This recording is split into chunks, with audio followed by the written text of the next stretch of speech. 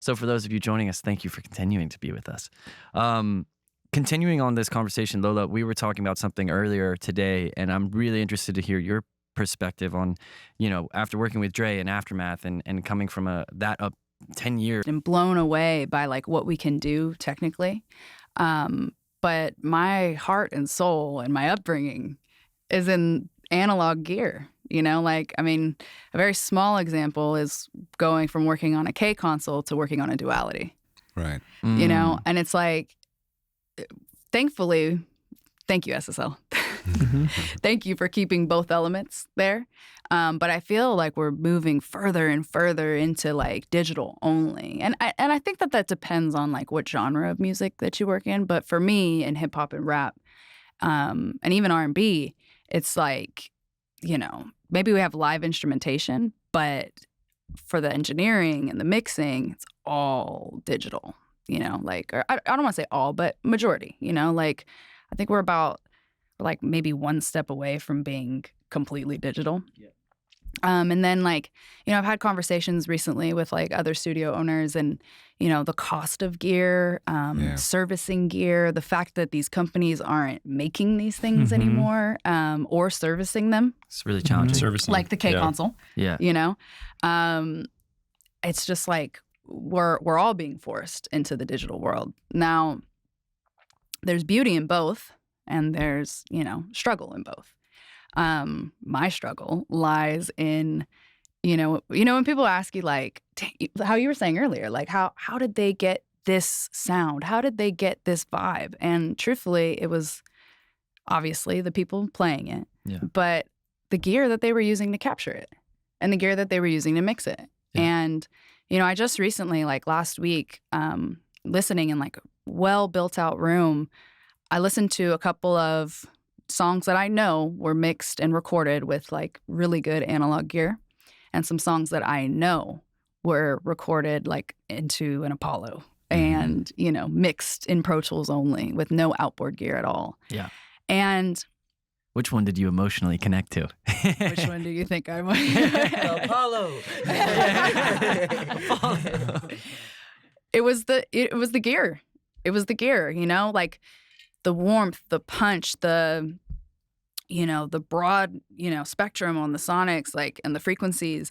I'm truly, truly struggling with like how to even get close to that without those tools. And I'm actually just convinced that Can you give us a little like overview of like what you're typically working on? Like, is it always the K up at Empire right now? Like, what's y'all's setup?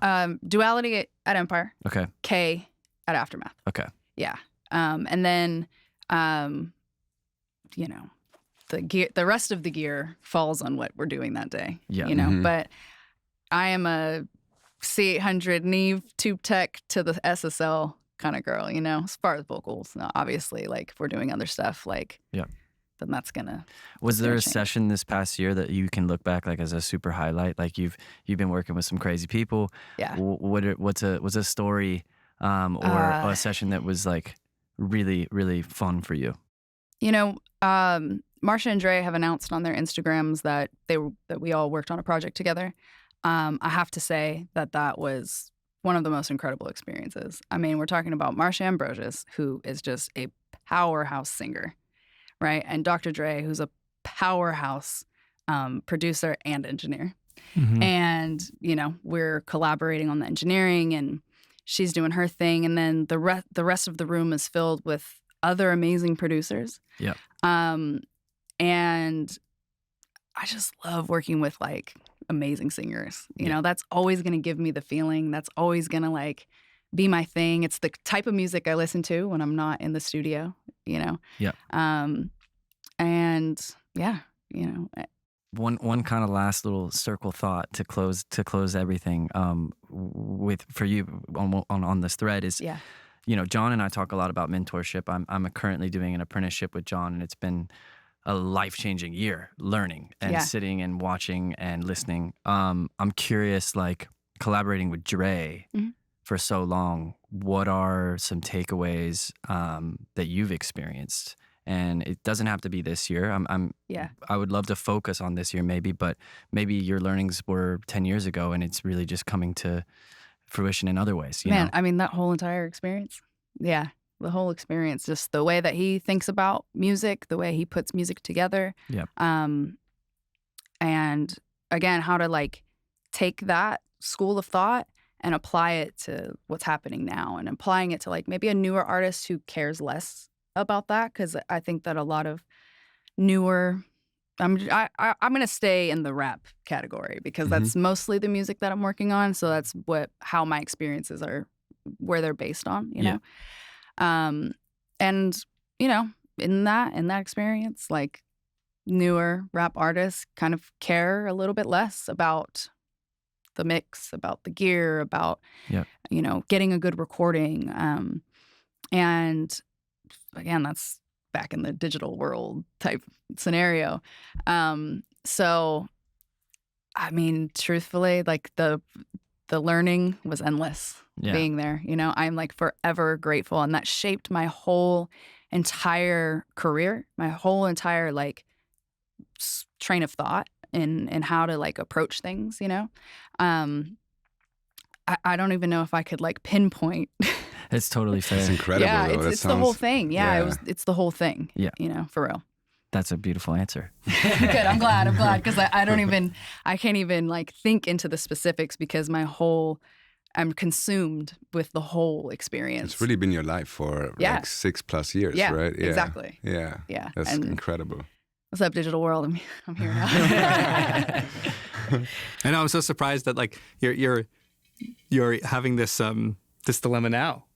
Like all of us, you're like, I'm going digital. It's like shit. Everyone I know went digital a decade ago, and you've been sneaking by in the golden age. Yeah, no, for real. This is wild to me. I'm like actually surprised with this. It's like, wow, it's crazy that he still stayed there as long as he did, and still making iconic things. And it's amazing. I think that's part of it's so cool that you get to experience that. Like I imagine all of my peers that nobody knows what a tape machine sounds like and a console sounds like. Yeah, no, you know? Seriously. That's a lost art. I feel like there's an era of people that literally play the console like an instrument. Yep.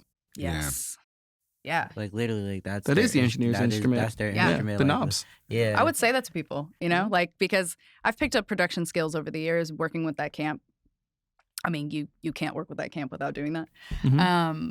But I truly, I don't want to say but just an engineer, you know, like I don't really dip in the mix in the production bag, you know, unless I'm helping an idea get across, right? But I let the producers do their thing, and I try to capture I capture every moment and capture it well, and then, you know, put my sauce on it, you know? But that's your job. Yeah, but you know, people would. I wouldn't minimize that by saying just. I'm not. Yeah, that's you're why the engineer. I said you're entrusted. Yeah, I already was you're like, entrusted by the doctor. Right but solely, I guess, is the word, right? I'm solely an engineer. I think there are few people in the industry that still get to do that and do that well at the same time, right? Because I mean, the camp that you've been working for, also who you work for now, like there are budgets where you can do that, and it's like so cool to have that trust extended to someone who's in charge of just that and just doing that really fucking well. I think that's amazing. I think that's what makes the music world go round. Yeah, you're good at what you do. You're good at what you do. Yeah, I'm good, and then we put it together. Yeah, and collaboration that's where the hit records come from. Collaboration is the sauce. Yeah. If you have trust, like what we were going back to earlier, circling back the thread of like you guys working together, and Jon was saying it's because you trust more. It's like that is we need more of that, and sometimes there's not as much trust in you can hear it in the records when there's no trust. Yeah, you can. Do you feel it? I feel it. Yeah. I think the lack of feeling is right. Totally. Zero feeling. Yeah. Well, I think on it's really interesting. Like you're going through this process of analog to digital now. I think that there's a few people. I feel so lucky. Oh my gosh, I was so lucky that I came to LA as a guitar player first. That I got to experience being at. You know, it's like I learned a lot at Westlake, and I spent a lot of time there. Yeah. And I had friends who like brought me in and like all the type of stuff, and I got to do a lot of sessions there. And I think that we have all collectively forgot about what the heavy lifting a console can do, because it's just like it's been long enough that when we have developed the tools and we're like, oh yeah, but we have this thing, and then we run some outboard stuff and it's fine, but I don't think there's I work with people closely now today that have never experienced what it's like to just take the stems and just push them up. Oh yeah, and then you hear it in your faders at 0 doesn't exist anymore. And you just push it up, and then you just like kind of like move around, and you're like, why does that sound so good? And you're like, because it's everything. It's the whole thing. Yeah. All right, I'm gonna hit it from a different angle. I hate consoles. I've mixed on them plenty. I would never do it. I fucking hate it because I just looked, during our 5-minute break, I looked and I have more stems coming for a song that have to be swapped out. So I don't have to recall anything. I just got to put it into Pro Tools, clip gain it the same, which is still going to take me an hour to match my vocal clip gains because I clip gain syllables because I'm a fucking nutcase.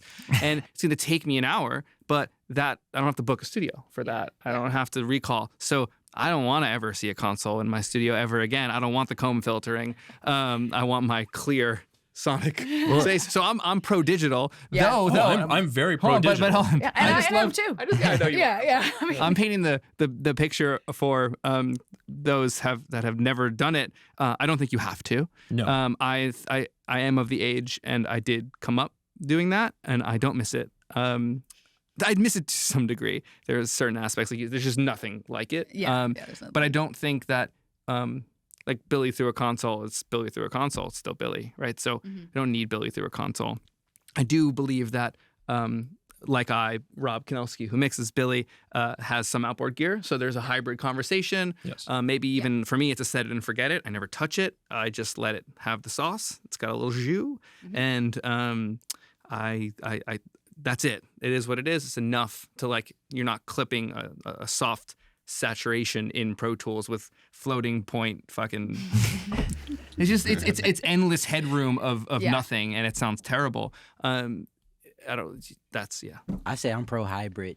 Pro hybrid because for me, I think the biggest revelation this year that I had was when Moritz first let me hear the certain records in the Dolby room, and for me the thing that scared me was when I would hear like that Rick James record or like a older record, when those people that have amazing musicians playing and stuff, and then also not so heavy limiter bass, when you bring that shit to Dolby and it comes out, it stands out so incredibly. And for people that, if you're chasing something like that, to hear that and be aware of you hear something like that and then you hear a newer song, sometimes it's it's cool, but that wall of sound is when you can have that hybrid wall of sound that came from great musicians, but you're in the digital world doing that stuff. I remember the most interesting when I met that dude David, and he was talking about mixing Kinda Blue.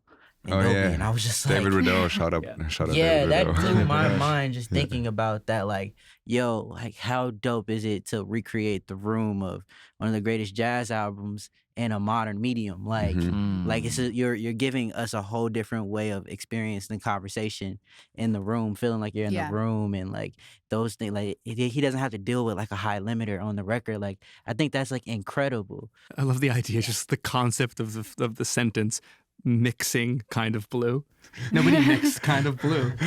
I mean, nobody mixed it. I mean, they didn't really mix it, but they had to learning how to add recreate the room is cool for the Atmos, and that experience is unlike anything else. So what they did is more mixing, re-recording. There was a lot of let's play this in the capital A. Yeah, the capture. It literally was done in the day. Yeah, but they for the Atmos mix, they actually replayed some in capital A and captured room mics. That's so.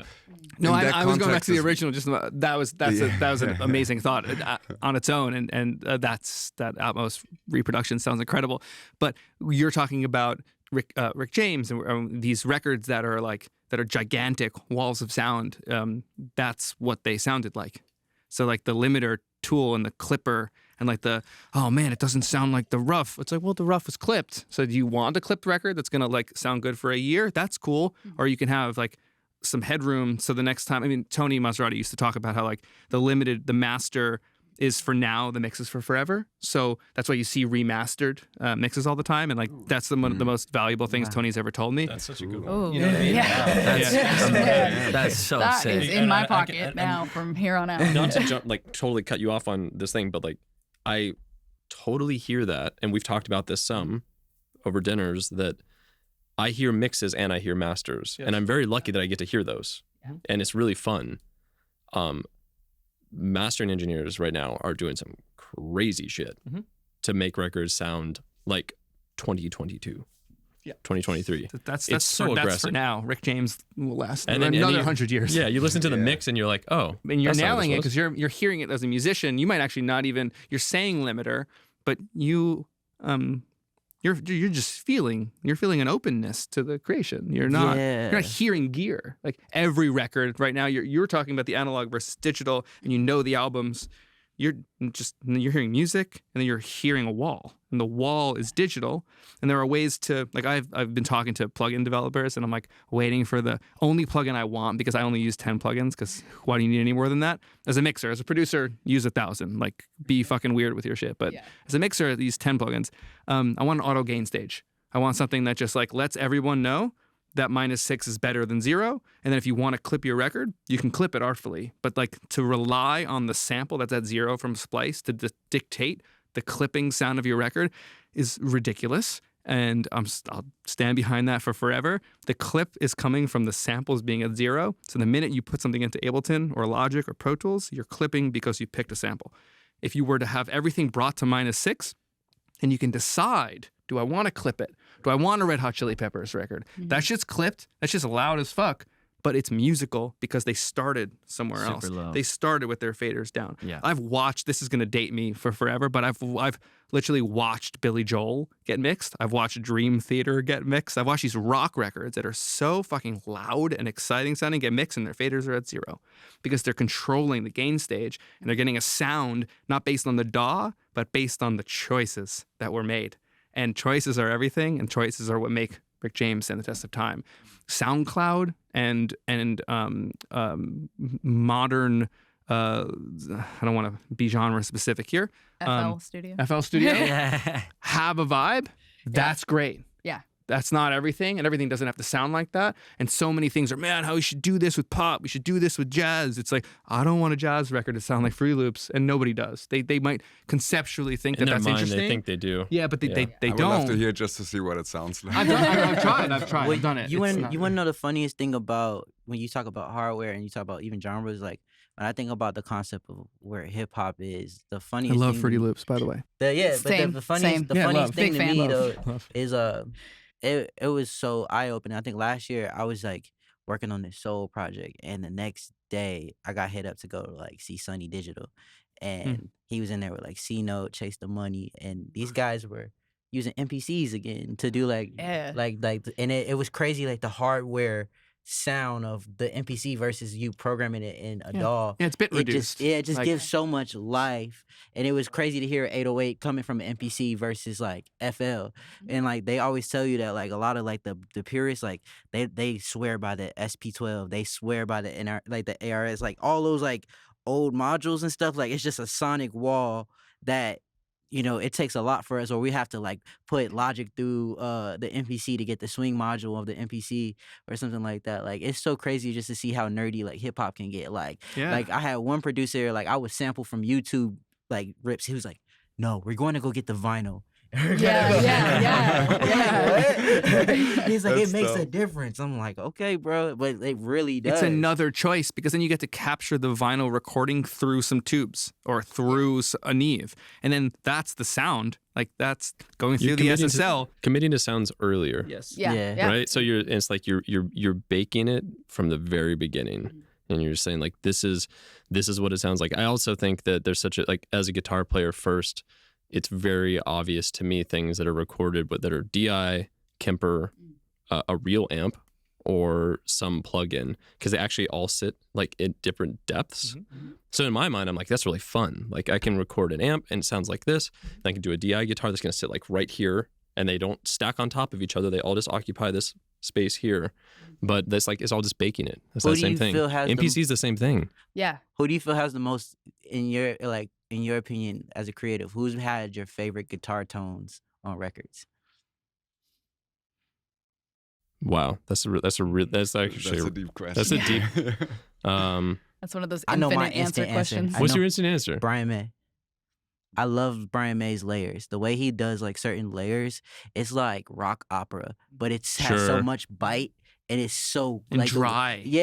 Like the way he like harmonizes and does like those like the harmonizer thing with like Freddie Mercury. It's like he's an equal part vocalist. Yeah, he's an equal part vocalist. It's like his guitar work. Like that's like some of my favorite it's duets. And also for hip hop reasons, I feel like I could hear like Brian May type style guitar record like on a Travis Scott record and it would be so fire.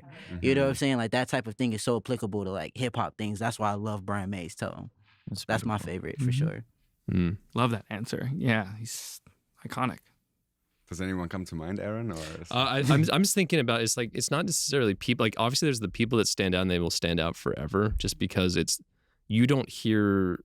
It's not as much that like they're a vocalist, right? It's like a saxophonist is like a vocalist, right? Yeah. Coltrane is like the sax was the vessel for like the melodies he was playing. So when I think about guitar players, it's like there's like the obvious ones that always stand out where it's like you just heard just the person. Like Jimmy, you will always hear the person.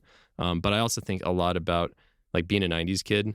It's like I think about Nirvana and I think about Soundgarden. I think about these like big like rock layers of guitars and like hidden things and what I've now learned, years later, the way that they were kind of like just brought out through SSLs and shaped and all that type of stuff. Like it's not as much the players as the producers behind the way that they were put together, and then having a great player who could do all that stuff too. Like that stuff's so cool to me. Like if you there's a lot of guitar parts that if you listen to them, you're like, that's so filtered. And you're like, yeah, but it only needs to occupy that one space. And then now it makes the whole thing work. Like I love that. Like how do you complete the image, And it's like I'll label stuff in my session. Like when I send that stuff out to mix, I'm like, strangely important guitar part. Because if you listen to it by yourself, it's like you're just like letting somebody know like, hey, like don't bury this. Yeah. Like this is I don't know why. Oh, but I'd love to see that. Yeah, my favorite thing is to bring out the buried shit. Yeah, it's just like this is like it's like that's where all the insecurities are. That's the best stuff. If you don't leave this at a reasonable place, it all falls apart. I don't know why. I'm very so I know you said you do attest to like the producers, but like when you mention like a Nirvana, are you like a fan of Kurt's guitar playing? I never hear people talk about Kurt's guitar playing like that. Well, I mean, like it's so raw, right? Yeah. I love raw. Yeah. I think he's dope too. I put it on everything. I finally listened to a Foo Fighters album this year for the first time, and it was like the album. It was like one of the albums in the '90s when Dave Grohl was playing everything. Yeah. And like you said, the way they capture the room, like I think it's the ultimate honor when you can make a record that kicks ass, but every element that's used on the record can be used on the concert. You don't need to use any backing tracks, but like you could tell like the way they do the guitar layers and like even like There Goes My Hero, hearing that again, I'm like, the way the guitars smack and stuff is like, it's really like kicking ass in your face. Yeah. Like the wall of sound for guitars is so heavy. Yeah. It's got like this like real heavy like grunge to it that I really fuck with. It's a genre specific thing. I mean, right now on I guess the opposite end of the spectrum, probably Blake Mills is doing like the craziest shit. I also think Nate Merceru is Nate. He's on a wave. It's not the wall of sound vibe, but like it's minimal, but like textures. He forward thinking. You can always talk about like I think it's genre specific for sure, but forward thinking guitarist. Nate pulled out this like 80s synth and paired it with Ableton and does all these crazy things, and it's just such a beautiful marriage of the old school and new school that is fusing worlds I've never heard. So he comes to mind for me. I'm just like you hear it and you're kind of like, it's like Brian Eno, like what is going on? Yeah, he's on a Brian Eno wave. He's on a Brian Eno wave, and it's just, you gotta respect that discovery of he's so unique. His individual albums speak for itself as just a musician, but also he's like a crazy collaborator with Ricky Reed, and Nice Life, everybody there, and Lizzo, and so he's just incredible. But he kind of represents what the whole purpose of Just for the Record Live was to give voices to maybe some unsung heroes and some quieter people that maybe are under the radar. He's a perfect example of that, and brilliant. Can we pivot to Graham for a second here, because we're almost 2 hours in, and Graham has been doing a wonderful job asking us questions and letting us rant. But I have a question for him and to the people that are watching, listening, that maybe are considering a pivot in their musical journey or creative journey outside of music. This isn't only for music people. Graham did a big pivot this year, leaving his stable life in a job at Ableton to decide to do the dumbest thing in the world, which is become a mix engineer and live month to month wondering what's coming next, with the most optimism I've ever seen in anybody past myself. I had it because my mentor, Tony Maserati, decided to beat the shit out of me and tell me I shouldn't do it. And the first question I asked you when you told me you wanted to do it was exactly what he asked me, which is like, do you really want to do this? Because this is dumb. And you said yes. So I said, cool, you're in. Let's fucking go. How'd it go? You built a studio.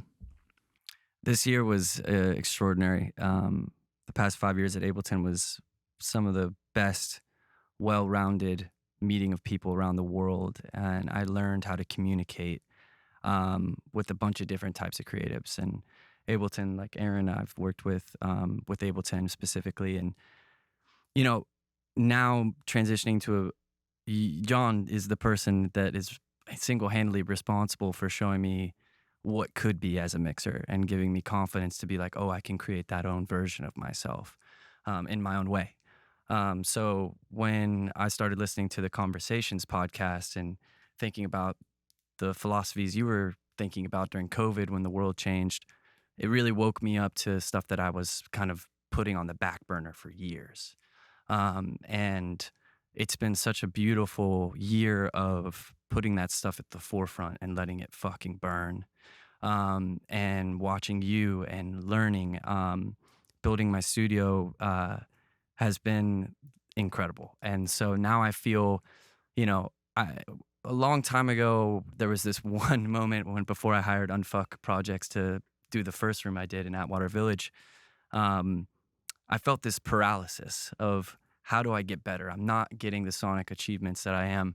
And this year has been, thankfully, because of the room and the mentorship, that paralysis is way in the background. I haven't even once felt that. And I think that what I've learned this year is how to be present each day, learning and focusing. And watching you work, Jon, has been very high level focus. And when you do things, so I'm learning things in my own way about how I do things. So I'm really excited this year. The studio is officially done, which has been insane. It's a dream to have a room that sounds as good as that. For honestly, I've never realized how much. But I'd say the biggest learnings this year, Just for the Record is a huge part of that for everybody who watches and actually like really resonates with things that we're talking about.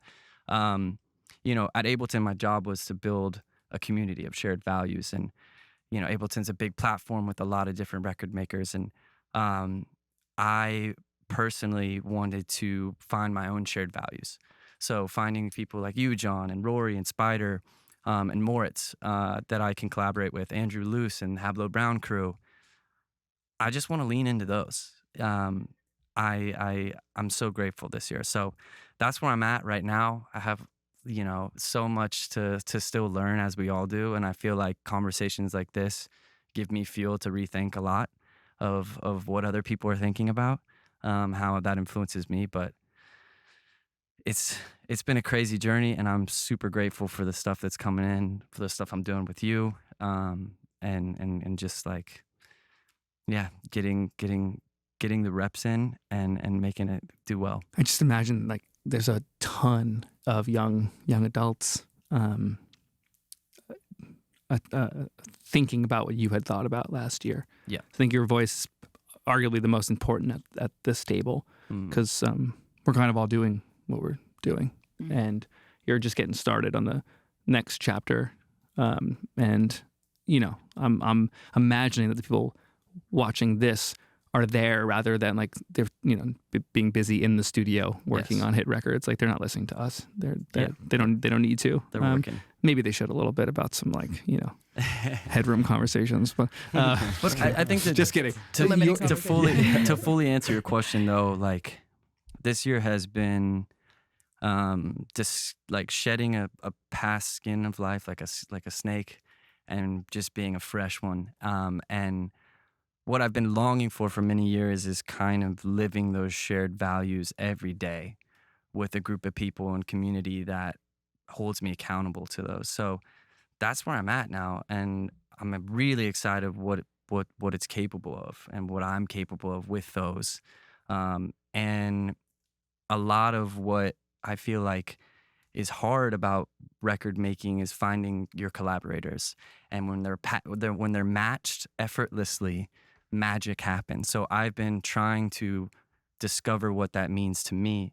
Who are the people that match with me effortlessly? Maybe I'm not the best person for this record, but if Linus hits me up or Andrew Luce hits me up, like we have that trust built like you guys do.